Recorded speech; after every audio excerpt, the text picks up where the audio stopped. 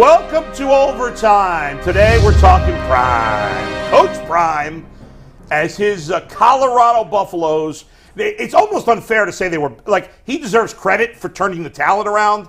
It's a little disingenuous to say, well, they didn't win any games last year or whatever it was, because he doesn't have really any players. What, they turn over 90% of the roster? 86 players. 86. Is it really that many? Well, they lost 51 guys, right? Did they have a single starter from last year that's back?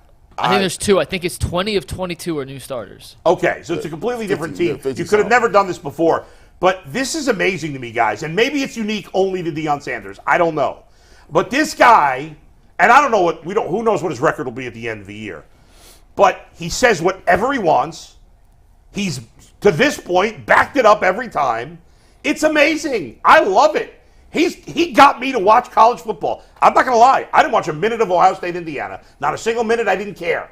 But I watched that game, that game because I wanted him to win and stick it to the college football establishment. It was beautiful. And it was enjoyable. Oh, yeah. And here's a novel thought. He said, I'm bringing my Louis luggage over here. And the guys he brought over, he just spot shadowed them. He was like, hey, listen, throw the ball to that guy, this guy, and that guy. They had 4 guys with over 100 yards. Yeah. And his son, the most impressive part about it is the fact that he says a lot of stuff, but he's at the same time like a dichotomy of two different worlds. Like, he's really old school. Like, he's old school as hell. Like, in some ways, yeah. But then he's really, really liberal on what he lets his players do. So right. you'll tell her, like, he told a story where the first meeting he had at Colorado, he told his son, hey, listen, my meetings start 15 minutes early. And he was the only person that came in late. His son is the one that plays defensive back. Yeah. And he was like, oh, no, you're going to have to sit out this game. Yeah. And it was the championship game. Just no, go sit over there. You already know what it is with me. Yeah. So he has these two different things where he's really old school, but he's like, yo, I'm going to put a hot tub in an airplane for Travis Hunter because he's balling. I just love the two, the righteous and the ratchet. I love it. It is a crazy the way he is, so in some ways right. Very conservative and very liberal at the same time. We could use more of that in this country. I would have loved to have covered him as a beat writer. I would have loved to have covered him. And I've mixed it up with coaches before. I don't like doing it, but like if you want to go on the podium, okay, let's go. So I'd have no problem with that. I just think it'd be fun to cover him. Oh, my God. And I had one coach in my career who was better on the record than he was off the record, and that was Byron Scott. And I think Deion would be the same way. Deion ain't going to tell you nothing off the record, but he'll tell you anything you want to know on the record. No, off the record. Like, Byron oryron off the record would never, like, tell me anything. There was no gossip there. On the record, though, turn the recorder on, he'll say anything. He don't care. He'll say anything. And Deion, I think, is kind of the same way. Like, I can't imagine having an off-the-record conversation with Deion. He wants everything on the record. Yeah. He wants his name on everything. He wants them receipts. I just think it'd be fun to cover him. Hey, you over there, hey, dog, what, you believe now? He's like, believe in what? Deion, no, you don't believe. Now, that part, as a journalist, I was kind of rolling my eyes at that. Like, dude, it's not my job to believe in you. In fact, like, but old guys do that. The lot of player, he does. That's like a player's mentality. Yeah, but like, get your players to believe. It doesn't matter if I believe in you or not. Right. So I sort of rolled my eyes at that one. I was expecting him to go back. Hey, whoever the reporter was, he could have. Hey, everybody needs their Howard Cosell. He better step up next time and get his receipts together because he could have been that guy. Like. And we have had plenty of conversations behind closed doors with coaches as media of we saw what you wrote, didn't like what you wrote, going at it back and forth, screaming, F you.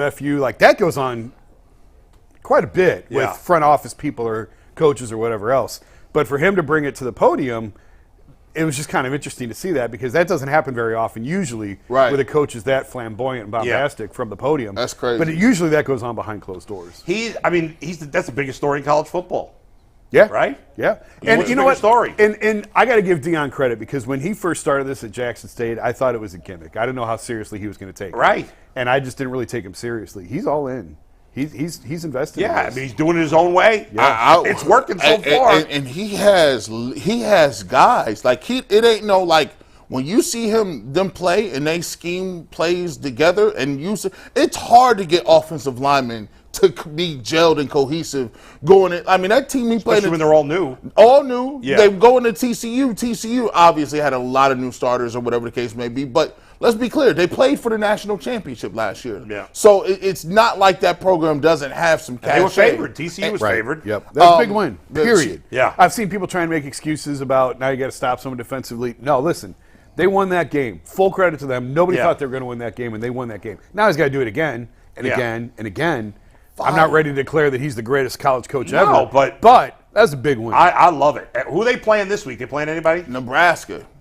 Oh, Nebraska stinks, though, don't Nebraska just lost to Minnesota. Nebraska scored 10 points. It was one of the ugliest college football games I've ever watched. Matt Rule, the former Panthers coach, is now the head coach at Nebraska. Some of these could not be more boring. And on the other sideline, you have Deion Sanders, who is they? Yeah, the right. most entertaining Some of these guy in Big the Ten world. schools, man, like Rutgers, Northwestern. I mean, who's excited about that?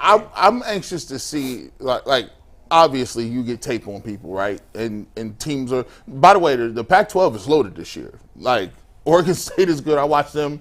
USC is low. Listen, Caleb Williams, he looks like.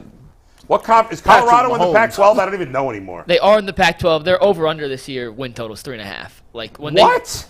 Well, they have no depth. So I heard someone put it best this weekend. Yeah. Their top guys can play.